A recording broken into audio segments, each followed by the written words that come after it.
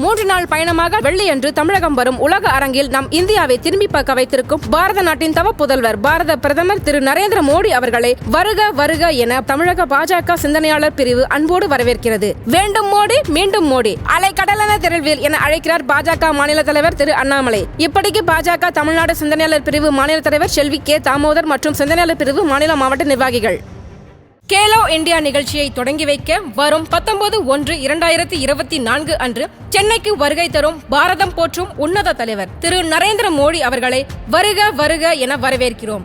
வேண்டும் மோடி மீண்டும் மோடி. இப்படிக்கு பாஜக மத்திய சென்னை மேற்கு மாவட்டம் என்றும் தேச பணியில் மாவட்ட தலைவர் என் தனசேகர், மாவட்ட பொருளாளர் வி ரமேஷ், அட்வொகேட். இந்த ஆடியோ டேப் என்ன சொல்ற வராங்கன்னா, how the investigation was tampered. Investigation நடந்ததை காங்கிரஸும் திமுகவும் ஆளுங்கட்சியாக இருந்து கொண்டு என்ன அழகா எவிடன்ஸ் எல்லாம் மறைச்சாங்க அப்படிங்கிறதுக்கு இந்த டேப்போட ஆதாரங்க கரெக்டா வருது. சிபிஐ விசாரணை இருக்கிற அக்யூஸ்ட சிபிஐயோட டைரக்டர் தொடர்புல இருக்காருன்னா அதோட இன்வெஸ்டிகேஷன் எப்படி இருக்கும்? மக்கள் மனசுல என்னன்னா 2Gல கொள்ளடிச்சது உண்மை, சட்டத்துல ஓட்டையில தப்பிச்சிட்டாங்க அப்படிதான் நினைச்சாங்க. இப்ப என்ன நடக்குதுன்னா, சட்டத்துல ஓட்டையெல்லாம் இல்ல, இன்வெஸ்டிகேஷன் பண்ணும் போதே வேணும்ட்டே மறைச்சிருக்காங்க. அவங்க ரைடு எப்போ வராங்கன்னு கேட்குறாங்க. டிஆர் போல சொல்றாரு எப்போ வராங்களாம் அப்படிங்கிறாரு. வெள்ளிக்கிழமை வச்சுக்கலாங்க, கல்யாணம் இது. அதுக்கு ஜாபர் சார் சொல்றாரு, நான் தான் சார் சொல்றேன்னு நினைச்சேன். ஏன்னா அன்னைக்கு தான் மீனவர் போராட்டம் நடக்குது தூத்துக்குடியில. கேமஃப்ளேஜ் ஆயிடும், ரெண்டும் ஒன்னா சேர்ந்து மர்ஜ் ஆயிடும், இது அமிங்கிடும், மீனவர் போராட்டம் அதிகமாயிடும்.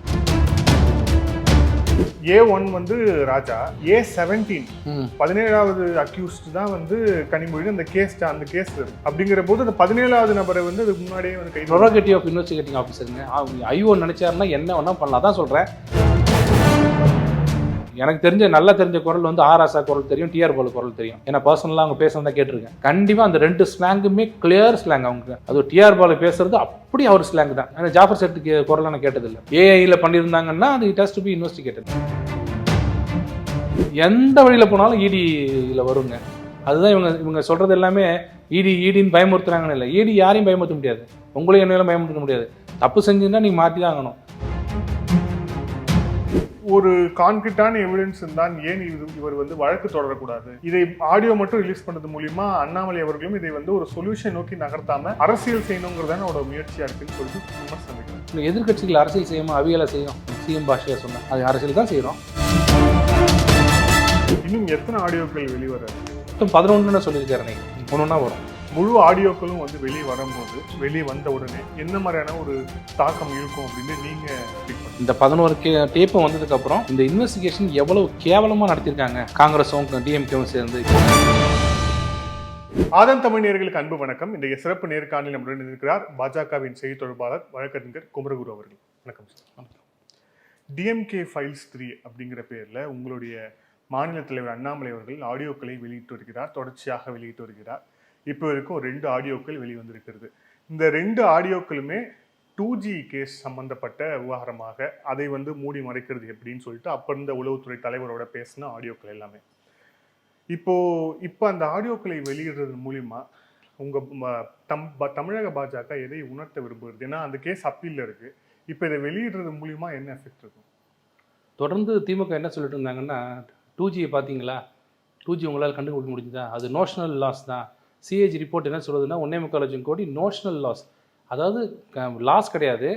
நான் ஒரு ப்ராப்பர்ட்டி உங்கள்கிட்ட வித்தம் வச்சுங்களேன் 10 லட்ச ரூபாய்க்கு, இன்னொருத்தர் 20 லட்சம் கேட்டிருந்தார், நான் அடுத்த நாள் 20 லட்சம் கேட்டார் வச்சுங்களேன், எனக்கு 10 லட்சம் லாஸ் நினைச்சேன் வச்சுங்க, அது நோஷனல் லாஸ். நான் கொஞ்சம் ஒரு நாள் வெயிட் பண்ணியிருந்தா இவருக்கு கொடுத்துருந்தேன்னா எனக்கு ஒரு 10 லட்சம் லாபம் வந்திருக்கும்ப்பா அப்படின்னு சொல்றது நோஷனல் லாஸ். ரியல் லாஸ்ன்றது 20 லட்ச ரூபா பொருள் உங்கள்கிட்ட கொடுத்துட்டு 10 லட்சம் வாங்கிட்டு மிச்சம் 10 லட்சம் உங்கள்கிட்ட ஏமாந்துட்டு வச்சுங்க, அது லாஸ். இவங்க என்ன சொன்னாங்கன்னா, சிஏஜி அவங்களுக்கு ஏற்ற மாதிரி, இப்போ எங்களை பற்றி சிஏஜி சொல்கிறதெல்லாம் வேதவாக்கு, அவங்கள பற்றி சொல்கிறதெல்லாம் என்னென்னா சிஏஜி ஜஸ்ட் நோஷனல் லாஸ் தானே சொன்னாங்கன்னு சொல்லியிருந்தார். இன்னும் ஒரு படி போய் ஆர்ஆர் என்ன பண்ணாலும் மீசையெல்லாம் முறுக்கி உலகத்தில் என்ன மாதிரி ஒரு ட்ரையல் லாயரை பார்க்க முடியுமா, நானே நடத்தி நானே அக்யூட்டில் ஆனேன், ஒருத்தராவது வந்தீங்களா அப்படி அப்படின்னு தான் சொன்னார். இந்த ஒரு பிம்பம் தமிழக மக்கள்கிட்டயே ஏங்க இவ்வளோலாம் சொன்னீங்க, அவரை அரெஸ்ட் பண்ணி உள்ள வைக்க முடியல உங்களால் அப்படின்ற போது ஒரு ஏக்கம் இருந்தது. 2014 வரைக்கும் காங்கிரஸ் பீரியடில் சார்ஜ் ஷீட் போடுற வரைக்கும் காங்கிரஸ் இருந்தது. அதுக்கப்புறம் 2017 வரைக்கும் ட்ரையல் நடந்தது, ட்ரையல் அக்யூட்டில் ஆயிடுச்சு, ஓபி ஷைனி விடுத்தார். இவங்க சொன்னதெல்லாம் என்னென்னா ஒரு ஆதாரத்தை கூட நாங்கள் கொடுக்க முடியல. அப்படின்னு சொல்லிட்டு இருந்தாங்க. இந்த ஆடியோ டேப் என்ன சொல்ற வராங்கன்னா, how the investigation was tampered.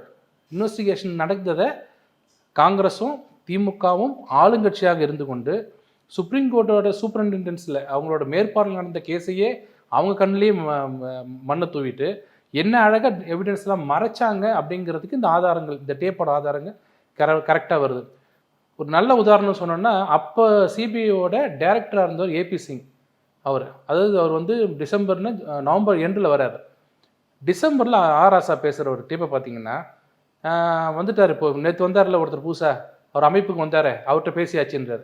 ஒரு அக்யூஸ்ட் சிபிஐ விசாரணை இருக்கிற ஒரு அக்யூஸ்ட்ட சிபிஐயோட டைரக்டர் வந்து தொடர்பில் இருக்காருன்னா அதோட இன்வெஸ்டிகேஷன் எப்படி இருக்கும்? இன்னும் மக்களுக்கு புரியுற மாதிரி சொன்னால், ஒரு திருட்டு கேஸில் ஒரு அக்யூஸ்ட்டை பிடிச்சி போலீஸ் ஸ்டேஷன் வச்சுருந்தா DGP law and order phone பண்ணி அவர்கிட்ட பேசினாருன்னா அது எப்படி ஒரு இன்வெஸ்டிகேஷனாக இருக்கும்? இது மக்களுக்கு அவங்க நினச்சிட்டாங்கன்னா, ஆனால் மக்கள் எப்படி நினச்சாங்கன்னா ப்ரூவ் பண்ண முடியல தான் நினச்சாங்களே தவிர இவங்க கொள்ளடிக்கணும்னு நினைக்கல.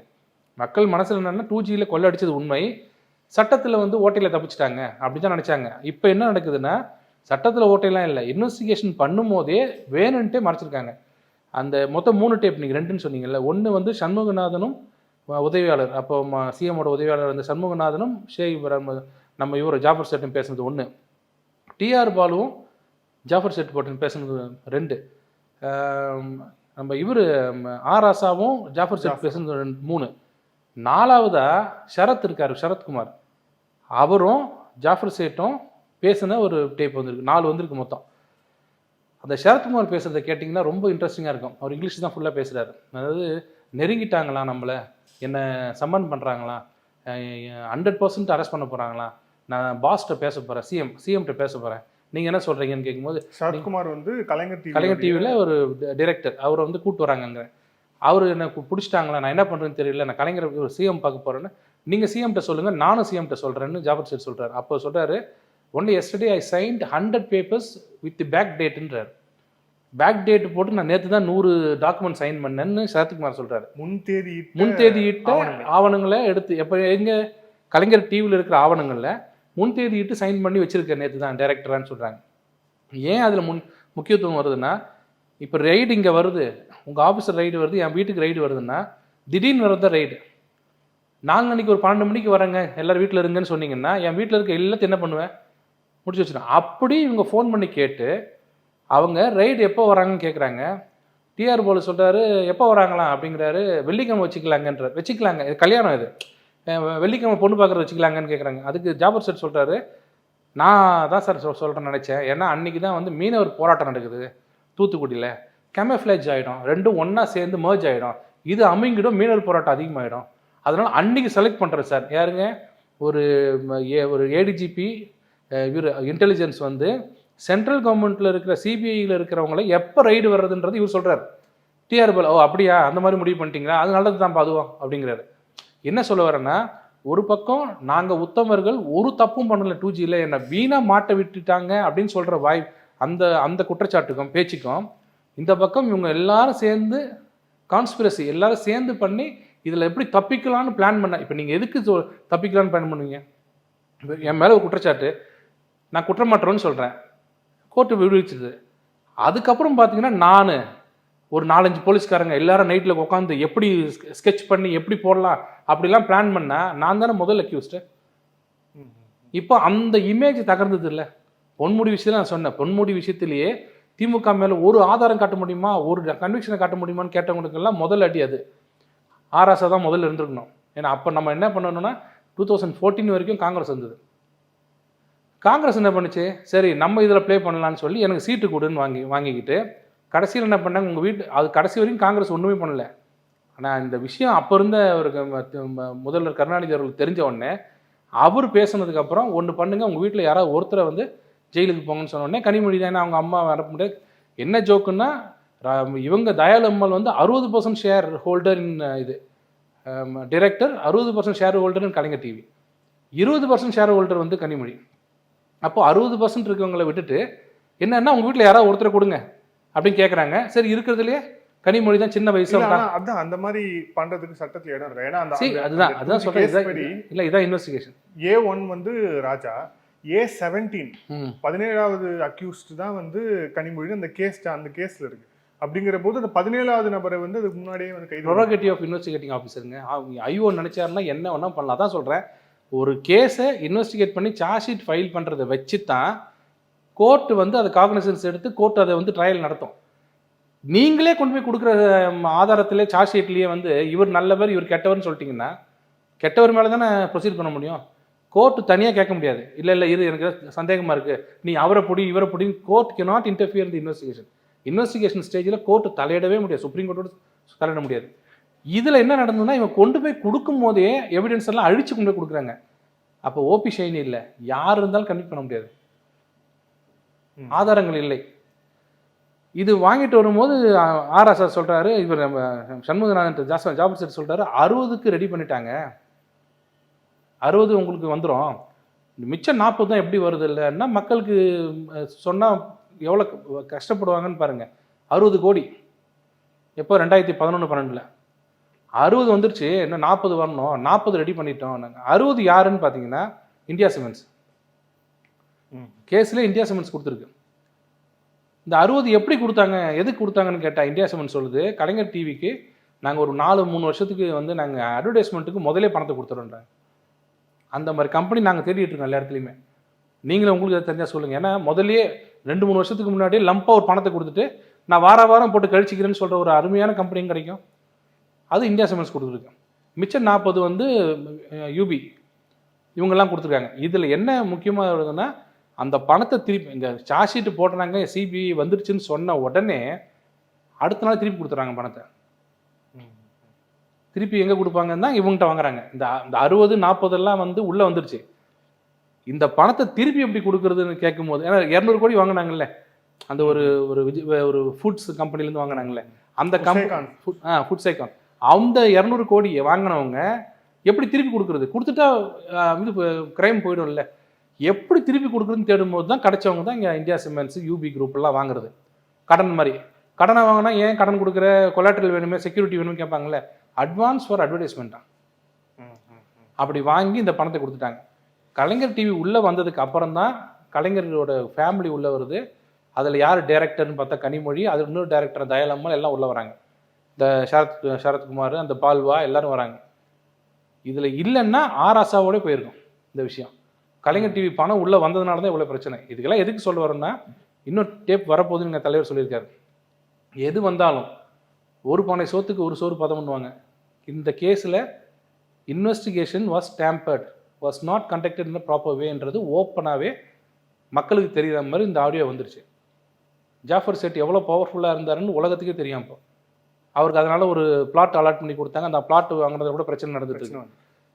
இப்படிலாம் பார்த்து இவங்க வந்து தூய்மையானவர்கள்னு சொல்கிறாங்கல்ல, அவங்க இல்லை அப்படி. ஆனால் என்ன இதில் கடைசியில் முத்தாய்ப்பு என்ன சொல்லுதுன்னா, இவங்க தான் எங்களை பார்த்து, மோடி அவர்களை பார்த்து அதானிக்கு ஹெல்ப் பண்ணுறாரு, அம்பானிக்கு ஹெல்ப் பண்ணுறாருன்னு போது மக்கள் புரிஞ்சுக்கணும். உண்மையிலே யார் தவறு செய்கிறவங்க, யார் வந்து மக்களுக்கு மரத்தை கொள்ளடிக்கிறவங்கன்றது மக்கள் தெரிஞ்சுக்கணும்.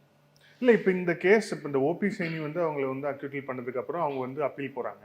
டெல்லி ஹைகோர்ட்டில் அந்த வந்து தினேஷ்குமார் சர்மா நீதிபதி விசாரிச்சுட்டு இருக்காரு அந்த அப்பீல் வழக்கு. அது வந்து சிபிஐ இடியோடைய அப்பீல் வழக்கு. இப்போது இது ஒரு பக்கம் போயிட்டுருக்கு. இப்போ வெளியிட்டு வந்திருக்கக்கூடிய இந்த ஆடியோ டேப்ஸில் மாநில உளவுத்துறை எப்படி வந்து சிபிஐயோட ஒரு இது பண்ணி இன்ஃப்ளூயன்ஸ் பண்ணாங்க அப்படிங்கிறதுக்கான ஒரு சில ஆதாரங்கள் அடிப்படையில் வந்துட்டுருக்கு அப்படிங்கிறதையும் பார்க்குறோம். இப்போ இது வெளிவந்ததால இது அந்த கேஸில் ஏதேனும் பாதிப்பு ஏற்படுத்துமா, அப்படின்னா இது வந்து தனி ஒரு செக்ஷன்ஸாக இது வந்து போய் பதிவாகுமா? அது அப்பீல் பெண்டிங் இருக்கும்போது அடிஷ்னல் எவிடன்ஸை கலெக்ட் பண்ணலாம். இது மாதிரி விஷயத்தை வச்சு ப்ரெசியூம் பண்ண முடியாது. நீங்கள் ரெண்டு பேசுறது உண்மையான இன்னொரு விஷயம் பண்ணலாம். கோர்ட் இதை சோமோட்டோவை எடுத்து இதை ஆடியோ செக் பண்ணி, வாய்ஸ் செக் பண்ணி, இது உண்மையிலே ஆராசா தான் பேசினாரு, ஜாஃபர் சேட் தான் பேசினது, 2 பேரும் இன்னைக்கு இருக்காங்க, 2 பேர் குரலையும் மேட்ச் பண்ணி இவங்க 2 பேசுனது உண்மைன்னு சொன்னால், tampering with the evidences of இது இன்வெஸ்டிகேஷன் அப்படி போட்டு ஜாஃபர் சேட்டையும் ஒரு அக்யூஸ்டாக போட்டு ஆராசாவையும் போட்டு அந்த ஏபி சிங்கையும் போடலாம். இவங்கெல்லாம் சேர்ந்து கவர்மெண்ட்டில் வந்து இன்வெஸ்டிகேஷனோட எவிடன்ஸை டேம்பர் பண்ணாங்க, ஒரு குற்றத்தை மறைப்பதற்காக எல்லோரும் ஒன்றாக சேர்ந்து ஒரு உடன்பாடுக்கு வந்திருக்காங்கன்னு சொன்னீங்கன்னா ஃப்ரெஷ் கேஸாக வரும். இந்த கேஸ் வந்ததுன்னா, இந்த கேஸ் ரெஜிஸ்டர் பண்ணி இன்வெஸ்டிகேட் பண்ணால் ஆமாம் இது சரியாக நடத்தலை அப்படின்னு சொன்னாங்கன்னா அதில் இம்பேக்ட் கண்டிப்பாக இருக்கும். ஓகே, அதில் வந்து அப்போ இந்த 200 கோர்ஸ் எங்கேருந்து எடுத்தீங்கன்னு கேட்டால் இத்தனை நாளாக எங்கேயும் யாருக்கும் தெரியாது. இப்போ இந்த எவிடன்ஸ் வச்சு எப்படி எடுத்தாங்கன்னா இவர் தான் அரேஞ்ச் பண்ணி கொடுக்குறாரு. இப்போ நேற்று வரைக்கும் நான் என்ன சொல்லியிருந்தாங்கன்னா கலைஞர் டிவிக்கு பணம் இல்லை, 37 லட்ச ரூபா லாஸில் ஓடிட்டு இருந்த கம்பெனி திடீர்னு 200 கோடி கொடுத்து வாங்கி இந்த இவங்களுக்கு ஃபுட்ஸ் கம்பெனி கொடுக்குறாங்க, ரிட்டர்ன் பண்ணுறாங்க, ஏன்னா சிபிஐ வரப்போகுதுன்னு. அந்த 200 கோடி எங்கே வாங்குறது? நான் பேங்க்கில் போனால் 200 கோடிக்கு நான் 500 கோடிக்கு சொத்து வச்சிருந்தோம். இருக்கிறதுல எது பெஸ்ட்டுன்னு பார்த்தீங்கன்னா இந்த மாதிரி யூபி குரூப்பு, இந்தியா சிமெண்ட்ஸ்லாம் தெரிஞ்சவங்க, அவங்கள்ட்ட பணத்தை கடனாக வாங்குற மாதிரி வாங்கி கொடுத்துட்றாங்க. இப்போ தான் தெரியுது இந்த பணம் அவங்க நினச்சி, இப்போ கோர்ட் என்ன நினச்சிருக்கோம்னா அந்த கேஸ் இருக்குது, கலைஞர் கேஸும் அதில் இருக்குது, கலைஞர் டிவி கேஸும் எல்லாம் கப்பிள்டு இல்லை. இப்போ என்ன நினைப்பாங்கன்னா சிச்சா இல்லை உண்மையிலே இந்தியா சிமெண்ட்ஸ் வந்து ஒரு நல்ல எண்ணத்துக்கு வாடகை, ஏன்னா சிஎம்மோட கலைஞர் டிவி சிஎம்மோட டிவி, அதனால கொஞ்சம் கொடுக்கலான்னு நினச்சி கூட கொடுத்துருக்கலாம் அப்படின்னு ஒரு சின்ன ஒரு இடத்துல 10% கூட நினச்சிருப்பாங்க ஜட்ஜஸ். இன்னைக்கு இது போச்சுன்னா அந்த பணத்தை அரேஞ்ச் பண்ணது யாருன்னு கேட்டால் ஜாஃபர் சேட்டுன்னு சொன்னீங்க வச்சுங்க. இப்போ எத்தனை நாள் வந்து இந்தியா சிமெண்ட்ஸ் கையிலிருந்து கொடுத்துருக்குன்னு நினச்சிருக்காங்க ஜட்ஜ், ஆஸ் பர் எவிடன்ஸ் தான் நினச்சிருக்காங்க. ஜாஃபர் சேட்டு ஒரு குரல் உண்மைன்னு கண்டுபிடிச்சா அந்த 60 crores மணி லாண்டர் பண்ணி அவங்க பணத்தை இந்தியா சிமெண்ட்ஸ் கொடுத்து அங்கேருந்து வாங்கியிருக்காங்க. அதான் சொல்கிறாரு பாருங்க, 60க்கு ரெடி பண்ணிட்டேன், இன்னொரு 40க்கு ரெடி பண்ணணும். அப்போ இவங்க எல்லாரும் சேர்ந்து பண்றாங்கன்றது தான் இதுல முக்கியமான சாராம்சம். இப்போ அப்படின்னா இந்த நிறுவனங்களும் சிக்கும் இல்லையா? எல்லாருமே யாரெல்லாம் கொடுத்தாங்களோ அத்தனை பேரும் பார்ப்பாங்க. இந்த எவிடன்ஸை வச்சு நீ கேஸ் ரெஜிஸ்டர் பண்ணணும். கேஸ் ரெஜிஸ்டர் பண்ணீங்கன்னா எல்லாருமே வருவாங்க. இதோட இம்பேக்ட், அது மைண்ட் ஆஃப் த ஜட்ஜஸ்ன்னு வாங்கலைங்க, அந்த மைண்டு வந்து கொஞ்சம் இந்த கேஸை படிக்கும் போது இல்லை இது ஓபி ஷைன் என்ன சொல்றாரு, எனக்கு எவிடன்ஸ் வரலங்கிறாரு. இவர் என்ன சொல்லுவார், அப்பீல் என்ன சொல்லுவாருன்னா எவிடன்ஸ் ஏன் வரலன்னா இதுதான் காரணம் எவிடன்ஸ் வராதுக்கு அப்படின்னு நினைக்கும் போது இது ஒரு ஃப்ரெஷ் கேஸாகவே போடலாம். போட்டால் இது எல்லாரும் உள்ளே வருவாங்க ஒருத்தர் விடாமல்.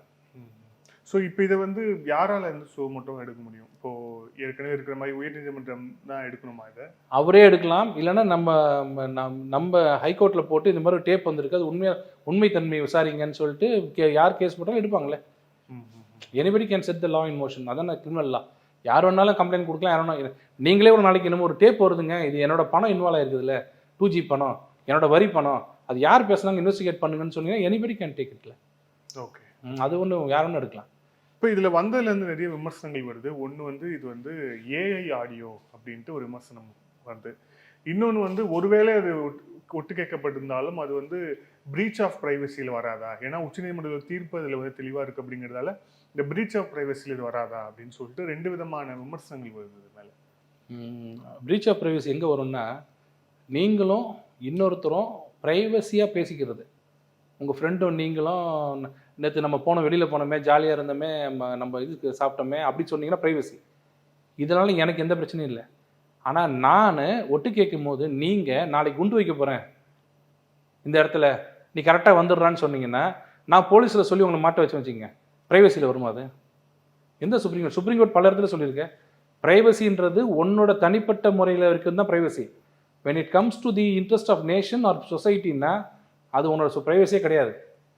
ஒரு உதாரணம் சொல்கிறேன். நீங்கள் ஒரு வீட்டுக்குள்ளே திருட போகிறாங்க, ஒருத்தன் உள்ளே போனால் ஒருத்தன் கொலையை பார்த்துடுறான். இவன் கொலையை பார்த்துட்டான், திருடு நியாயமாயிடுமா?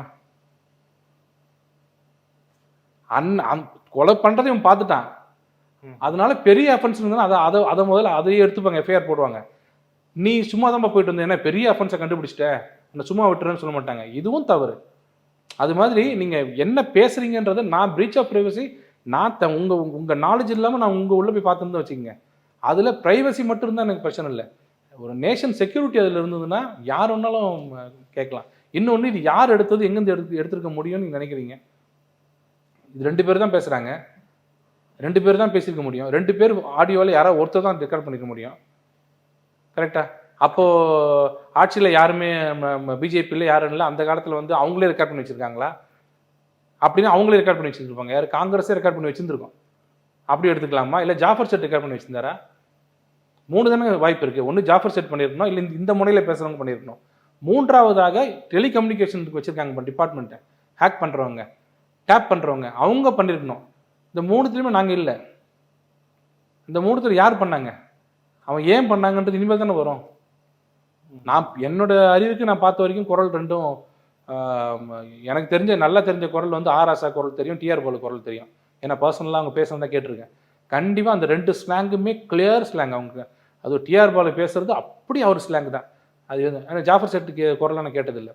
பட் எங்களை மாதிரி அரசியல் இருக்கிறவங்களுக்கு ஆர் ஆசா பப்ளிக் மீட்டிங்கில் பேசுகிற குரலுக்கும் டிஆர் பாலு பப்ளிக் மீட்டிங் பேசுறதுக்கும் 2 மேட்ச் ஆகுது. ஏஐயில் பண்ணியிருந்தாங்கன்னா அது it has to be investigated. நம்ம ஒன்று நானோ நீங்களோ அதான் சொல்கிறேன். இது இப்போ டேப் எடுத்து நீங்கள் டெஸ்ட்டுக்கு அனுப்புங்கன்னு சொல்கிறேன். இல்லை, ஒரு மாநில அரசு ஒரு மாநில உளவுத்துறையை வைத்துக்கொண்டு இந்த மாதிரி சென்ட்ரல் ஏஜென்சியை வந்து இன்ஃப்ளூயன்ஸ் அவங்க பண்ணுற ஒரு இன்வெஸ்டிகேஷன் இந்த அதை வந்து டேம்பர் பண்ணுறது அப்படிங்கிறது, அதை முயற்சிக்கிறது அப்படிங்கிறது, இது எந்த மாதிரியான குற்றத்தின் அடிப்படையில் வரும்? இல்லை, கூட்டணி அது குற்றம் இல்லை. இது குற்றம் இல்லை. இது சப்ரேஷன் ஆஃப் மெட்டீரியல் தான் இது வரும். வேற ஒன்றும் நீங்கள் பண்ண முடியாது. கூட்டு சரின்னு வருமா? இல்லை. இப்போ நீங்கள் சென்ட்ரல் ஏஜென்சி ஸ்டேட் ஏஜென்சி எப்படி ஒன்றா சேரும்னா கூட்டணி தான் சேரும். அங்கே காங்கிரஸ் என்ன சொல்லுதோ அவங்க தப்பிக்கணும். காங்கிரஸுக்கு ஒரு பெரிய இமேஜ், இதில் தப்பான இமேஜ் வந்துருச்சு, அவங்க தப்பிக்கணும். டிஎம்கேக்கும் தப்பிக்கணும். அப்போ டிஎம்கே சொல்கிறத காங்கிரஸ் கேட்டு சிபிஐட்டு சொல்கிறாங்க. சிபிஐ இந்த டைமில் வாங்க, இந்த டைமில் வாங்கன்னு அவங்க சொல்லி 2 பேர் கூட்டாக தான் பண்ணுறாங்க. இது 2ம் எங்கே வரும்னா இதுதான் டேம்பரிங் வித் இன்வெஸ்டிகேஷன் தான். இது 2ம் எடுத்தாங்கன்னா குற்றத்தை மறைப்பதற்கு எல்லாரும் சேர்ந்து சதி பண்ணியிருக்காங்கன்றது தான் வரும். 201 வரும், சப்ரேஷன் ஆஃப் மெட்டீரியல்லாம் வரும், எவிடன்சஸ் வரும், இல்லைன்னா கான்ஸ்பிரசியில் வரும், எல்லாமே சேர்ந்து வரும். இதில் இடி ஏதேனும் தலையிட்டு ஏற்கனவே இந்த அப்பீல்லே வந்து சிபிஐ இடி அப்பீல் தான் இருக்கு. அப்படிங்கிற போது சிபிஐ தான் மேற்கொண்டு இப்போ மேற்கொண்டு இதில் வந்து நிறுவனங்களுடைய இந்தியா சிமெண்ட்ஸ் நிறுவனம் வருது, விஜயமல்யா நிறுவனம் வருது. அப்படிங்கிற போது இதில் மேற்கொண்டு இதே ஒரு ஆதாரமாக அடிப்படையாக வைத்து ஒரு கேஸ் வந்துச்சுன்னா அதை ப்ரெடிகேட் அஃபென்ஸாக வச்சு இடி வர முடியுமா? இப்போ அவங்க கோர்ட் டைரக்ஷன்லேயே இதில் ஒரு எஃப்ஐஆர் ஃபைல் பண்ணாங்கன்னா, செப்பரேஷன் ஆஃப் மெட்டீரியல்ஸ் அண்ட் எவிடன்ஸ்னு சொன்னாங்கன்னா, அதை ப்ரெடிகேட் அஃபென்ஸாக வச்சுக்கிட்டு எந்த பணம் யாருக்கு எங்கே வந்தது, இப்போ நான் சொன்ன மாதிரி சுயேட்சையில் பணம் சுயேட்சையில் வந்திருந்ததுன்னா அது பிஎம்எல்ஏல வரும்ல, ப்ரொசீட்ஸ் ஆஃப் கிரைம் தானே அது.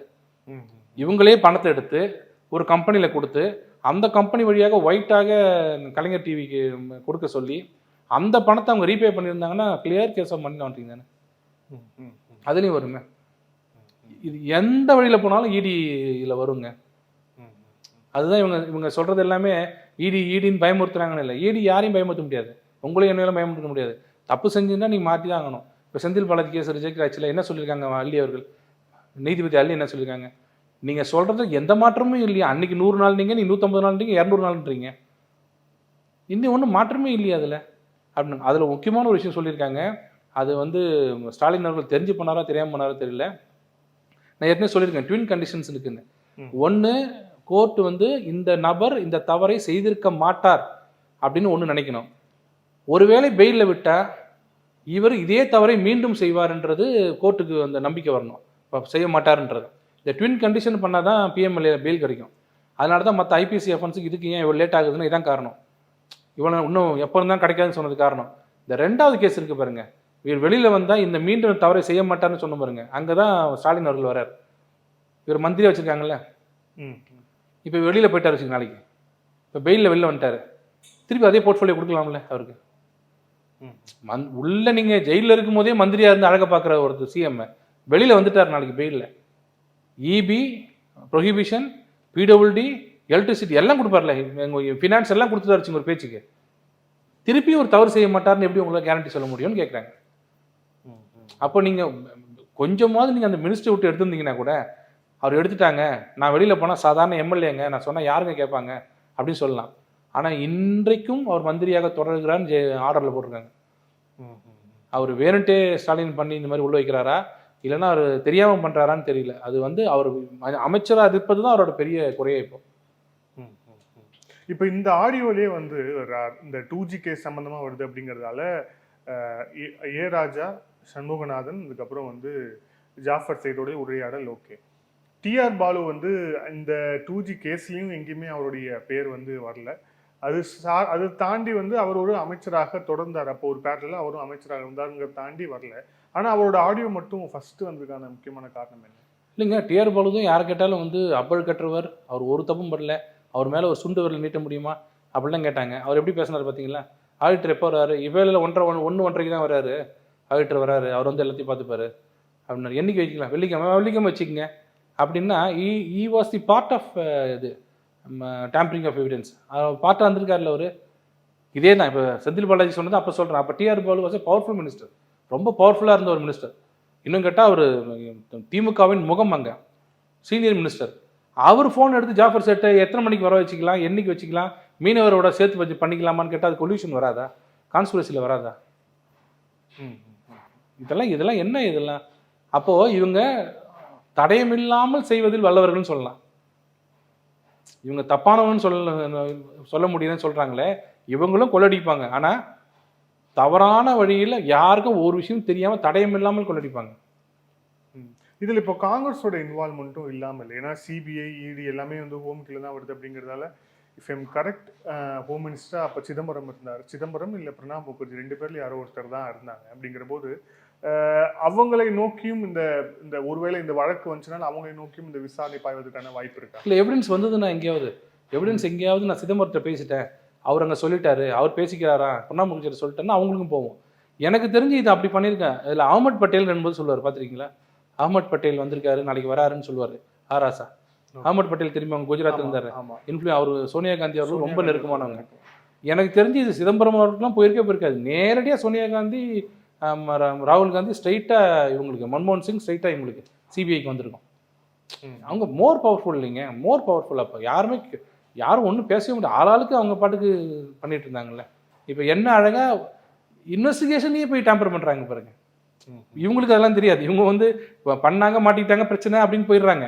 இவங்க பாருங்க என்ன அழகா அந்த உள்ள இன்வெஸ்டிகேஷன் பண்ற இடத்துலயே போய் சார்ஜ் ஷீட் ஃபைல் பண்ணும் போதே ஓட்டைகளோட பண்ணி, அது ஜட்ஜஸ் எப்படி இருந்தாலும் அது வேற வழியெல்லாம் கன்விக்ட் பண்ணவே முடியாதுன்ற மாதிரி பண்ணிட்டாங்க பாருங்க. இல்லை, அதில் அதான் அந்த ஓபி சேனியுடைய அந்த பேச்சை அடிக்கடி கோட் பண்ணுவாங்க. நீதிமன்றத்தில் காலை முதல் மாலை வரை நீதிமன்ற கதவுகளை திறந்து காத்திருந்தேன், ஆதாரத்துடன் யாருமே வரவில்லை அப்படின்னு சொல்லிட்டு அவர் ஜட்ஜ்மெண்ட்ல எழுதினாருன்னு சொல்லி தொடர்ச்சியா சொல்லுவாங்க. இதை அவர் கூட கணிக்க தவறிட்டாரா இந்த விஷயங்களை? குறிப்பா நீங்களே சொன்ன மாதிரி உச்ச நீதிமன்றத்தோட சூப்பர்விஷன் ஒரு பக்கம் இருக்கு, இன்னொரு பக்கத்துல நீதிபதி இருக்காங்க. அப்படிங்கும்போது இவங்க ரெண்டு பேரையும் தாண்டி இது எப்படி நடந்துக்கிற வாய்ப்பு இருக்குது? அது ரொம்ப ட்ராமாட்டிக்கா நான் நினைக்கிறேன். ட்ரையல் நடத்தி பார்க்குற வக்கீலுக்கு புரியும். அவர் ஆதாரத்தை தேடி நிற்க வேண்டியதில்லை. ஆதாரம் ஏற்கனவே கொடுத்துட்டாங்களே சார்ஜ் ஷீட்டில். எல்லா விட்னஸ் தான் வரணும். அவர் விட்னஸ் வந்தால் கூட பரவாயில்ல. அவர் ஆதாரங்களை பார்த்து கொண்டே இருந்தேன்றது வந்து ட்ராமாட்டிக். அது அந்த மாதிரிலாம் இல்லை. அங்கே தான் இங்கே தான் நீர்த்து போக வச்சுட்டாங்களே. சார்ஜ் ஷீட் ஃபைல் பண்ணும்போதே குற்றமே இல்லாத வராத மாதிரி தான் பண்ணி வச்சுட்டாங்களே இவங்க எல்லாத்தையுமே. ரெக்கார்ட்ஸை பேக் ரெக்கார்ட் ஆக்குறாங்க, ரெக்கார்ட்ஸே மாற்றுறாங்க. ரெய்டு என்னைக்கு வருதுன்னு சொல்கிறாங்க இவங்க. டைம் குறித்து இந்த டைமில் ரெய்டு வருதுன்னு சொல்கிறாங்க. அப்போ இவங்கள்ட்ட என்ன எதிர்பார்க்க முடியும்? இதுலேருந்து என்ன தெரியுதுன்னா, ஒரு இன்வெஸ்டிகேஷன் வந்து பண்ணுற அதிகாரியை, அந்த அமைப்பை நீங்கள் வந்து ஸ்ட்ராங்காக வச்சுக்கலன்னா நீங்கள் எவ்வளோ பெரிய கோர்ட்டாக இருந்தாலும் ஆதாரங்களை கொடுக்க முடியாமல் தவிர்த்துடலாம். இப்போ சுப்ரீம் கோர்ட்டுக்கே ஒரு சேலஞ்ச் அது. ஏன்னா அவங்க சூப்பர்விஷன் தான் நடந்தது. அது அவங்களே ஏமாற்றிருக்காங்க, இவங்களாம் சேர்ந்து சுப்ரீம் கோர்ட்டே ஏமாற்றிருக்காங்க. அவங்க என்ன சொல்கிறது, நான் சொல்கிறது நீ செய்யணும் ஜாஃபர் செட் பண்ணியிருக்காரு. இது கண்டெம்ப்ட்ல வருமா? எதுலைங்க? இப்போ இந்த கண்டெம்ப்ட்ல வராது. அதான் நான் சொல்கிறது வந்து இதுதான் மெட்டீரியலை டிஸ்ட்ராய் பண்ணதில் வரும். இவங்க எல்லாருமே வருவாங்க. ஏன்னா அதுவும் ரொம்ப அதிகமாக யாருக்கு வரும்னா ஜாஃபர் செட்டு தான் வரும். ஏன்னா being public servant, government servant, being police officer. இப்போ நானும் நீங்களும் பண்ணால் குற்றம் கம்மி, அதிகபட்ச தண்டனை கொடுக்க முடியாது. இந்த மாதிரி போலீஸ் ஆஃபீஸர்ஸே இதை பண்ணாங்கன்னா அதிகபட்ச தண்டனை. போலீஸோட டியூட்டி என்னங்க? குற்றத்தை குறைக்கிறது. குற்றம் செஞ்சவனை காப்பாற்றினா தண்டனை அதிகமாக அவருக்கு தான் வரும். இதில் உங்கள் மாநில தலைவர் மேலே இருக்கக்கூடிய விமர்சனம் என்னென்னா, ஏற்கனவே வந்து பிடிஆர் அவர்களுடைய ஆடியோ இந்த மாதிரி தான் ரிலீஸ் பண்ணாங்க. அதில் வந்து 30,000 கோடி இருந்ததாக வந்து அவங்க மறைக்கிறாங்க அப்படிங்கிற மாதிரியான விஷயங்கள். அதுக்கப்புறம் பிடிஆர் அவர்கள் வந்து அது ஏஐ ஆடியோ அப்படின்னு சொல்லிட்டு அவர் மறுத்தார் அப்படிங்கிறத பார்க்குறோம். அதுக்கப்புறம் போர்ட்ஃபோலியோலாம் மாற்றினாங்க. இப்போ வந்து திருப்பியும் வந்து ஆடியோக்கு ரிலீஸ் பண்ணுறார். ஸோ வந்து ஒரு கான்கிரீட்டான எவிடன்ஸ் இருந்தால் ஏன் இவர் வந்து வழக்கு தொடரக்கூடாது? இதை ஆடியோ மட்டும் ரிலீஸ் பண்ணுறது மூலிமா அண்ணாமலை அவர்களும் இதை வந்து ஒரு சொல்யூஷன் நோக்கி நகர்த்தாம அரசியல் செய்யணுங்கிறதான அவரோட முயற்சியாக இருக்குன்னு சொல்லிட்டு விமர்சனம் வைக்கிறாங்க. இல்லை, எதிர்கட்சிகள் அரசியல் செய்யாமல் அவியலை செய்யும். சிஎம் பாஷையில் சொன்னேன், அது அரசியல் தான் செய்கிறோம். அது கோர்ட்டுக்கு தேவை சொன்னேன். இப்போ கோர்ட்டுக்கு போக வேண்டியதும் போவோம், வேண்டியதுன்னா போவோம். ஆனால் இதுக்கு என்ன சொல்ல வரோம்னா, நீங்கள் சொல்கிற அளவுக்கு நீங்கள் நல்லவர் இல்லை. இப்போ சொன்னீங்க ஏஐன்னு சொன்னீங்க, பிடிஆர் இதை ஏஐ தானே, அது கன்ஃபார்மா அப்படி வச்சுக்கலாமா? அவர் அப்படி தான் சொன்னார். யார்? பிடிஆர். அப்போ ஏஐயில் பண்ணது அவர் நாலேஜுக்கு தெரிஞ்ச ஒரு விஷயத்த ஏன் சிஎம் நாலேஜ் கொண்டு போய் அண்ணா இது ஏஐன்னு அப்படின்னு சொல்லி அவர் எக்ஸ்பிளைன் பண்ணி இந்த வீட்டுக்கு போயிருக்கலாம்ல? ஏன் ஃபினான்ஸ் விட்டு தூக்குனீங்க? இது ஏஐ டெக்னாலஜி யூஸ் பண்ணி தவறான ஆடியோன்னு சொன்னால் ஃபினான்ஸ் எடுத்துக்கூடாது. நீங்கள் என்ன சொல்லியிருந்தோம், என் பிடிஆர் மகன், என்னோட பிடிஆர் பழனிவேல் தியாகராஜன் அப்படிப்பட்ட ஆள் கிடையாதுன்னு சொல்லி அவர் ஃபினான்ஸை வச்சுருக்கணும். இல்லை இது பொய்யின், இது வந்து உண்மை, இது பிடிஆர் பேசுறது உண்மை தான், அந்த குரல்லாம் எங்களுக்கு தெரியுதுன்னு சொன்னீங்கன்னா அவர் பதவியை விட்டு எடுத்துருக்கணும். அதுன்னு அது ஃபினான்ஸ் விட்டு இறக்கிட்டு கீழே கொண்டு ஐடியில் குறைக்கிறது இல்லை. நான் போர்ட்ஃபோலியோ மாற்றுறது கரெக்டாக அந்த ஆடியோ வந்து அடுத்த நிமிஷமா அவரே பதில் சொல்லிட்டார். நம்ம எதுக்கு அது பொய்ன்னு சொல்லணும்? அவரே ஒத்துக்கிட்டாரு. ஸ்டாலின் அவர்களே ஒத்துக்கிட்டு தான் மாற்றினார். கண்ணப்பன் அவர்கள் டெப்டி டைரக்டர் ரூம்லேருந்து 40 லட்சம் கேஷ் எடுத்தாங்க. அடுத்த நாள் அவர் பதவி இதுவை மாற்றிட்டாரு, போர்ட்ஃபோலியோ மாற்றிட்டாரு. அதான் அர்த்தம். அதுக்காக நல்லவர் சொல்ல வரல. அங்கே யாரோ ப்ரெஷர் கொடுத்துருப்பாங்க, அவங்க குடும்பத்தில் யாரோ ப்ரெஷர் கொடுத்துருப்பாங்க. என்னங்க ஓப்பனாக இப்படி சொல்லிட்டாரு, உங்கள் பையனை பற்றி அவரை மருமகனை பற்றி இப்படி சொல்லிட்டாரு, முதல்ல அவரை மாற்றுங்கன்னு சொல்லி ப்ரெஷர் கொடுத்துருப்பாங்க. சிஎம் மாற்றிருப்பார். ஸோ ஆடியோன்றதுலாம் உண்மைதான். இல்லை, இதில் குற்றவாளிகள் தண்டிக்கப்படணும், உண்மை வெளிவரணும் அப்படிங்கிற அந்த சொல்யூஷன் நோக்கி தானே நகரணும்.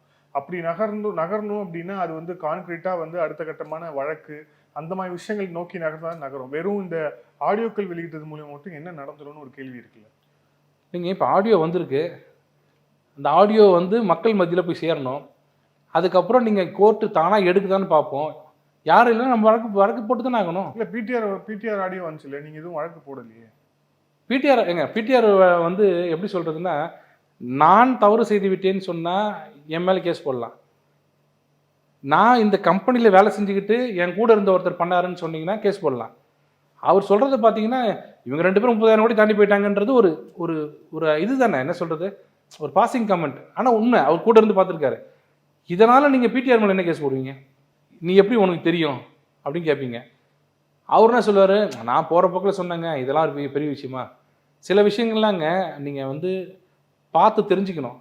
லீகலாக நீங்கள் ஒன்றும் இது பண்ண முடியாது, ஆக்ஷன் எடுக்க முடியாது. சிலதெல்லாம் நீங்கள் கேட்டுக்கலாம். ஒரு என்ன சொல்கிறதுன்னா, ஒருத்தர் கடுமையாக திட்டார் வச்சுங்க, ஒருத்தரை அவரோட கேரக்டர் தெரிஞ்சுக்கலாம். அவர் மேலே சட்டப்படி நடவடிக்கை எடுக்க முடியாது. இதெல்லாம் எப்படின்னா சட்டப்படி நடவடிக்கை எடுக்க முடியாது, ஆனால் அவங்க சொன்ன கேரக்டர் புரிஞ்சுக்கலாம். ஒரு பிடிஆர் பழனிவேல் தியாகராஜன் ரொம்ப ரொம்ப க்ளோஸு அந்த ஃபேமிலிக்கு. அவரே சொல்கிறாரு, கலைஞர் இத்தனை வருஷமாக சம்பாதிச்சதை விட 2 வருஷத்தில் 30,000 கோடி சம்பாதிச்சிட்டாங்க அப்படின்னு சொல்லும்போது அப்போ அதை அந்த வெராசிட்டி எடுத்துக்கணும்ல, அந்த ஜென்யூன்னஸ் கூடவே இருக்கிற சொல்கிறாருங்க. அதுக்காக சொன்னேன். இன்னும் எத்தனை ஆடியோக்கள் வெளிவர இருக்கு? இதில் 11 சொல்லியிருக்காரு நினைக்கிறேன். ஒன்றா வரும். இல்லை, இந்த முழு ஆடியோக்களும் வந்து வெளியே வந்த உடனே என்ன மாதிரியான ஒரு தாக்கம் இருக்கும் அப்படின்னு நீங்கள் ப்ரிடிக்ட் பண்ணுறீங்க? ஓவராலாக இன்வெஸ்டிகேஷனை பற்றி உங்களுக்கு ஒரு இமேஜ் தெரிஞ்சிடும். இந்த உருவம், மொத்த உருவமும் தெரியும்னு சொல்லுவாங்கள்ல.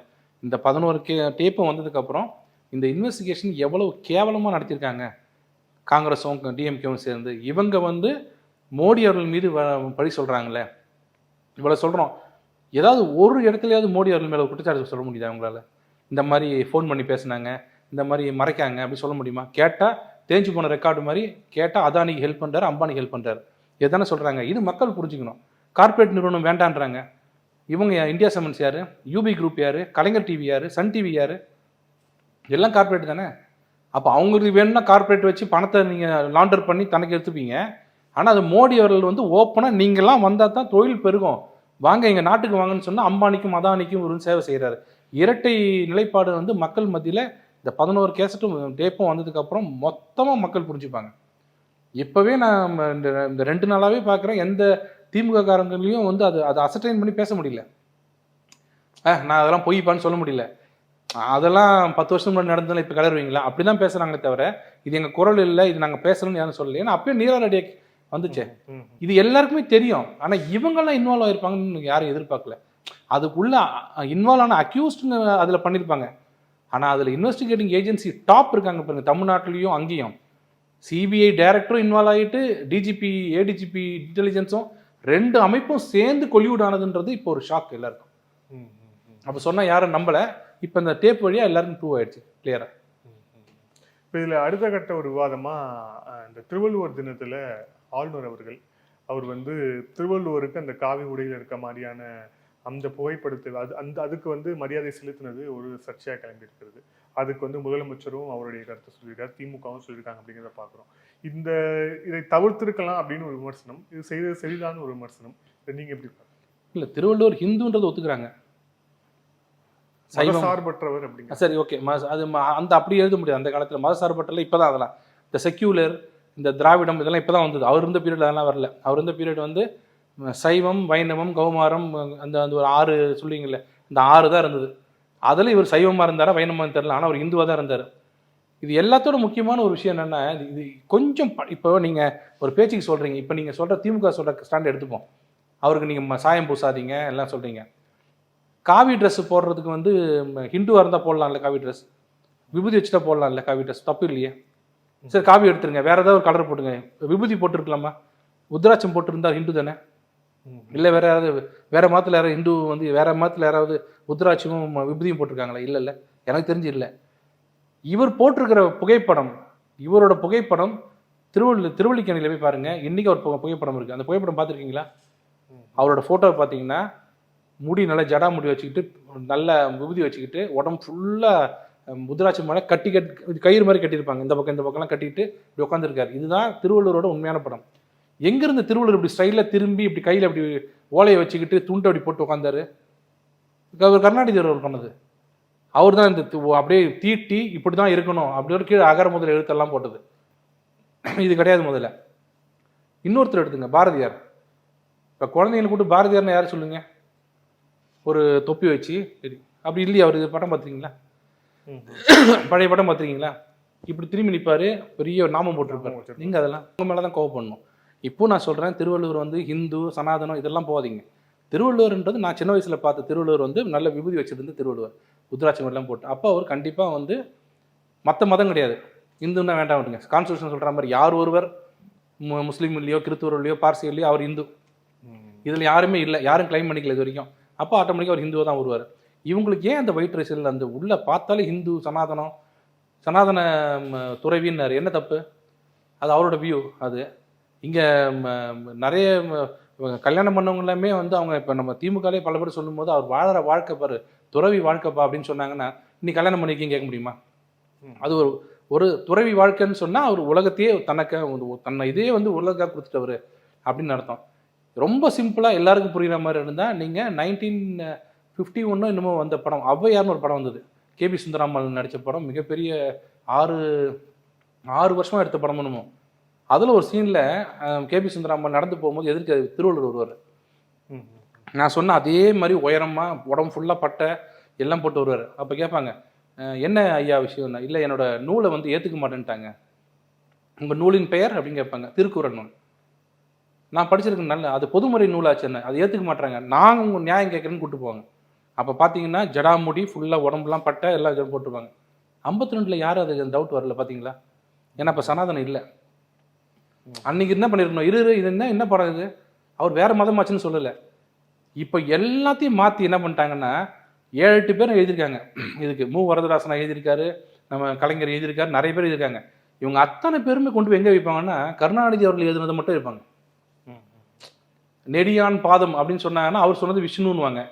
வரதராசனை சொல்றாரு, அவர் சொன்னது வந்து பெருமாளை சொல்றாங்கன்னு. இவங்க நெடியான்னு சொன்னா உலகத்தை அளக்கிறது இல்லை, நெடிய மனது உடையவன் அப்படின்னு கலைஞர் எழுதியிருக்காரு. உலகத்திலேயே நீங்க குறளோவியத்தை பார்த்தீங்கன்னா அந்த திருக்குறளுக்கும் அதுக்கு சத்தியமா சம்மந்தம் இருக்காது. ஏன் காரணம்னா எங்கெங்கெல்லாம் கடவுள் வருதோ, தெய்வத்தில் ஆகாது எனினும் மனுஷன் மெய்வர்த்த குறித்து, தெய்வத்தில் ஆகாதுன்னு யாரு? அதுக்கு இவர் ஒரு விளக்கம் கொடுத்துருப்பாரு பாருங்க, போய் பாருங்க. அதாவது தெய்வம்னா தெய்வம் இல்லையா, இந்த உலகத்தில் யாராலும் முடியாத விஷயத்தை கூட முயற்சி இப்படி. இதை விட உங்களுக்கு என்ன தெய்வம் அப்படின்னு சொன்னாலே அவர் என்ன சொல்றாரு, ஒரு இது மதத்தை தானே சொல்றாரு, கடவுள் தான் சொல்றாரு. அப்போ ஆட்டோமேட்டிக்கா திருமாலை பற்றி சொல்றாரு, எல்லாரும் பற்றி சொல்றாரு. அப்போ இவங்க எல்லாரோட இது என்னன்னா திருவள்ளுவரை இவங்க சொந்தமாக்க கூடாது. ஏன்னா திருவள்ளுவர், வைத்தியநாத ஐயர், பசுமன் தேவரையா இவங்க எல்லாரும் அப்படியே கொண்டு போயிட்டாங்கன்னா அப்போ நம்மெல்லாம் வேஸ்டா? அப்போ இவங்க தான் டாப்பான ஆயிடக்கூடாது இல்லை. அதனால தான் ஒவ்வொருத்தர் அடையாளமாக மறைச்சிட்டு வராங்க. அந்த அடையாளத்தை ஏன் மறைச்சாங்கன்னு யாராவது ஒருத்தர் கேளுங்க. அப்படி போட்ட வெள்ளத்துண்டை அவர் காவியா போட்டுக்கிட்டாரு. அது அவர் படிச்சிருப்பாரு, அவர் பார்த்து போறாரு. சனாதன துறவின்றது அவருக்கு தெரியுது, போட்டுக்கிட்டாரு. ஏன் ஒவ்வொரு தரையும் பேசும்போதெல்லாம் அந்த பிரச்சனை பண்றாங்கன்னு அவங்கள தான் கேட்கணும். நம்ம அந்த சர்ச்சை உள்ள போக. எனக்கு தெரிஞ்சு திருவள்ளுவர் வந்து ஹிந்து தான். அமைச்சர் பொன்முடி அவர்களுடைய அந்த வழக்கு பற்றி நம்ம விரிவாக பேசியிருக்கிறோம். ஆனால் இப்போ ரீசெண்டாக வந்த ஒரு செய்தி வந்து உச்சநீதிமன்றம் அவருக்கு வந்து ரிலீஃப் கொடுத்துட்டாங்க அப்படிங்கிற அந்த ஒற்றை வரி தான் போயிட்டு இருக்கு. உண்மையிலேயே உச்சநீதிமன்றம் ரிலீஃப் கொடுத்துருச்சா பொன்முடிக்கு? நான் உங்களுக்கு அப்பயே சொல்லியிருக்கேன், இந்த 1 monthன்றது நாட் ஃபார் அப்பீல். எல்லாரும் போட்டாங்க அப்பீல் செய்வதற்கு 1 மாத காலம், சரண்டர் ஆகிறதுக்கு 1 மாதம். உங்களுக்கு 1 மாதம் டைம் கொடுக்குறேன், சரண்டர் ஆகிக்கிங்க. இல்லை அதுக்கு முன்னாடி எந்த கோர்ட்டுக்காவது போய் ரிலீஃப் வாங்க முடிஞ்சா வாங்கிக்கிங்கன்னு சொன்னாங்க. அவர் சொன்ன நாள் 22 டிசம்பர்லேருந்து சுப்ரீம் கோர்ட் லீவ்.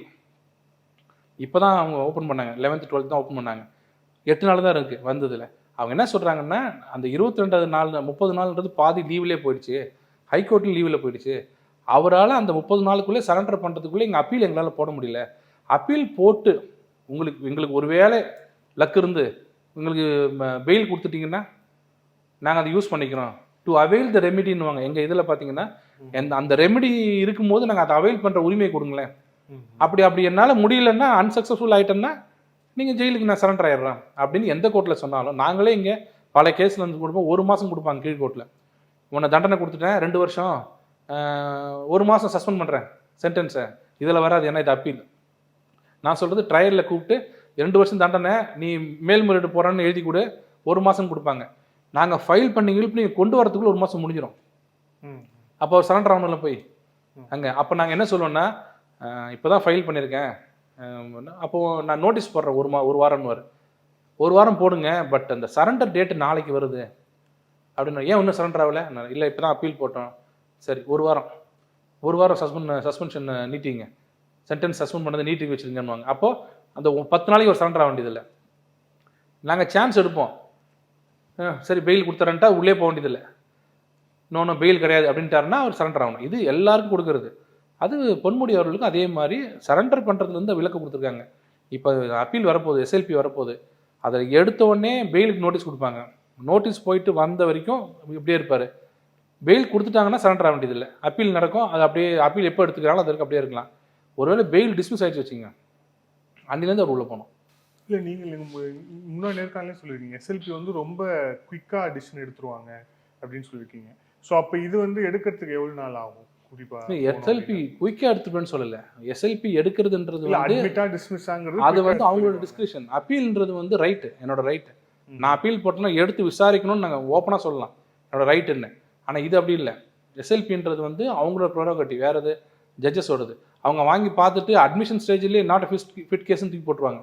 பட் இந்த கேஸ் என்னென்னா இவர் ஒரு மினிஸ்டர் கரப்ஷன் கேஸ்ன்றதுனால டீட்டெயில்டாக விசாரிக்கணும், சப்போஸ் தவறு நடந்துடக்கூடாது அப்படின்னு நினச்சாங்கன்னா அட்மிட் பண்ணிவிட்டு பெயில் கொடுத்துட்டு அவங்க பாட்டுக்கு நடத்துவாங்க. அவர் எப்பவும் வர்ற காலத்தில் 6 மாதம் 1 வருஷத்தில் வந்துடும்.